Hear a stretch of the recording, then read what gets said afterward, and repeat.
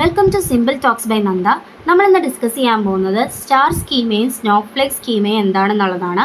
Star schema എന്ന് പറയുന്നതും snowflake schema എന്ന് പറയുന്നതും type of data modelling techniques ആണ്. അതെവിടെയാണ് യൂസ് ചെയ്യുന്നത്? ഡേറ്റ വെയർ ഹൗസിലാണ് ഇത് യൂസ് ചെയ്യുന്നത്.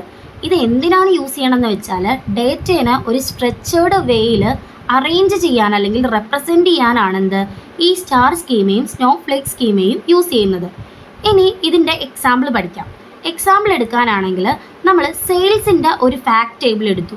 ഇതിനെ കണക്ട് ചെയ്തുകൊണ്ട് കുറേ സെവറൽ ആയിട്ടുള്ള ഡൈമെൻഷൻ ടേബിൾസ് വരുന്നുണ്ട്. സെയിൽസ് എന്ന് പറയുമ്പോഴത്തേക്കും അതിനെ കണക്ട് ചെയ്ത് വരുന്ന ഡൈമെൻഷൻ എന്തൊക്കെയായിരിക്കും? പ്രൊഡക്ട്സ് വരും, സെയിൽസ് ചാനൽസ് വരും, ജിയോഗ്രഫി, ടൈം, കസ്റ്റമർ. ഇങ്ങനെ ഫാക്ട് ടേബിളിനെ ഡൈമെൻഷൻ ടേബിളിനെ കണക്ട് ചെയ്ത് ഇങ്ങനെ വരയ്ക്കുന്നതിനെയാണ് സ്റ്റാർ സ്കീമ. ഇതിൻ്റെ സ്ട്രക്ചർ സ്റ്റാർ ആയിട്ട് സിമിലർ ആയതുകൊണ്ടാണ് ഇതിനെ സ്റ്റാർ സ്കീമ എന്ന് വിളിക്കുന്നത്.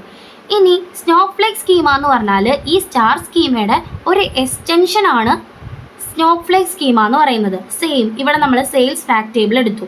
അതിനെ കണക്ട് ചെയ്ത് വരുന്ന ഡൈമെൻഷൻസ് ആണ് customer, product, sales channel, time. ഇവിടെ ശ്രദ്ധിച്ചാൽ നമുക്ക് മനസ്സിലാവും ഈ ഡൈമെൻഷൻ ടേബിളിനെ സബ് ഡൈമെൻഷൻസ് കാണിച്ചിരിക്കുന്നതാണ് സ്നോഫ്ലേക്ക് സ്കീമ സ്റ്റാർ സ്കീമയിൽ നിന്ന് ഡിഫറെൻ്റ് ആക്കുന്നത്. അതായത് ഇവിടെ പ്രൊഡക്റ്റിന് പ്രൊഡക്റ്റ് കാറ്റഗറി, പ്രൊഡക്റ്റ് ബ്രാൻഡ്, ഇങ്ങനെ സബ് ഡൈമെൻഷൻസ് തന്നിട്ടുണ്ട്. കസ്റ്റമർ നോക്കാനാണെങ്കിൽ കസ്റ്റമർ റീജിയൻ, കസ്റ്റമർ ടൈപ്പ്, ഇതെല്ലാം ഈ ഡൈമെൻഷൻ ടേബിളിൻ്റെ സബ് ഡൈമെൻഷൻസ് ആണ്. ടൈമിന് എടുക്കാനാണെങ്കിൽ സബ് ഡൈമെൻഷൻ ക്വാർട്ടർ ആണ്. ഇതാണ് സിംപ്ലി സ്റ്റാർ സ്കീമയും സ്നോഫ്ലേക്ക് സ്കീമയും തമ്മിലുള്ള ഡിഫറൻസ്. ഇനി നമുക്ക് മെയിൻ എക്സാമിന് എഴുതാൻ പറ്റുന്ന ഒരു കമ്പാരിസൺ ടേബിളും കൂടെ നോക്കാം.